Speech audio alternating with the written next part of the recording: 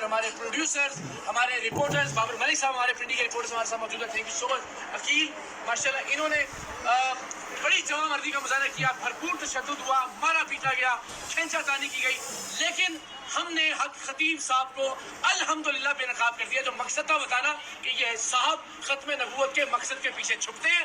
آپ نے آج دیکھا کہ انہوں نے وہاں نعرے لگوائے، اشتعال دلایا لوگوں کو کہ وہ ہماری جان کے درپے ہو جائیں. آج کانفرنس کو رکھنے کا مقصد ہی یہ تھا کہ وہ اپنی طاقت کا مظاہرہ کریں.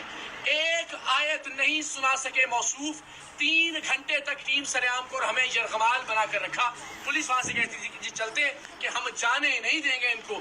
وہی ڈرامے بار بار دہرائے کہ جن خواتین کی آنکھ سے بچے، یعنی وہی بچی جس کی آنکھ سے 4 بار چین نکال چکے، آج 5ویں بار بھی اس کی آنکھ سے چین نکالی. تو پھر کاہے کی حامل ہے کہ آپ اس کو 4 بار میں ٹھیک نہیں کر سکے اور آج بھی اس کی آنکھ سے چین برآمد ہو رہی ہے.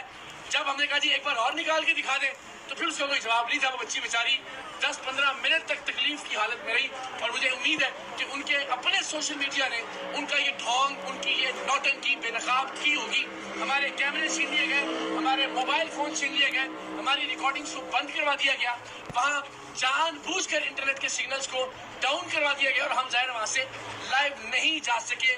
لیکن ہم نے اپنے حصے کا کام کر دیا، قوم کو بتا دیا کہ ختم نبوت کی آڑ میں یہ نوٹنکی، یہ ڈھونگ جاری ہے اور بدقسمتی سے سادہ لوگ نشانہ بن رہے ہیں. الحمدللہ اب ہم تمام لوگ یہاں آ گئے. بار بار میرا اصرار تھا کہ حضرت آپ بتا دیں کہ آپ اللہ کے کلام سے آپ کے بقول جو دم کرتے ہیں اس میں آپ کیا پڑھتے ہیں. انہوں نے کہا جی میں نہیں. 3 سے 4 گھنٹے تک ہم یہ اعمال رہے. میں بار بار یہ کہتا رہا ایک آیت سنا دیجئے، ایک سورت سنا دیجئے. آپ ختم نبوت کی بات کر رہے ہیں، ختم نبوت کا نام لے کر لوگوں کو اشتعال دلا رہے ہیں، ختم نبوت کی آڑ میں چھپنے کی کوشش کر رہے ہیں، لیکن ختم نبوت سے متعلق ایک آیت تلاوت فرما دیں، ایک حدیث. اتنے لوگ دیکھ رہے ہیں تو لوگوں تک پیغام پہنچ جائے گا ختم نبوت کا. لیکن وہ ایسا کرنے میں ناکام رہے.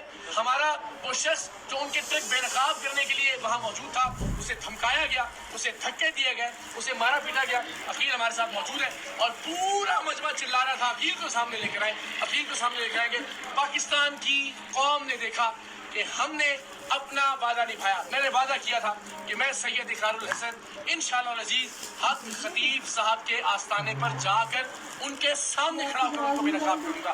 لیکن جو ٹرک تھے ان کے، اتنا شور، اتنا ہنگامہ، اتنی نعرے بازی اور اتنے پرتشدد اور اشتعال والے لوگ انہوں نے اس تک نوبت ہی نہیں آنے دی. لیکن ایک بھی کلام اللہ کے حوالے سے کوئی چیز نہیں سنا سکے، نہیں بتا سکے کہ وہ کیا وظائف پڑھتے ہیں، نہیں بتا سکے کہ انہوں نے یہ علم کہاں سے حاصل کیا، نہیں بتا سکے کہ وہ قرآن کی کوئی صورت پڑھ سکتے ہیں دیکھ کر بھی یا نہیں. اور وہی ڈھونگ انہوں نے رچایا.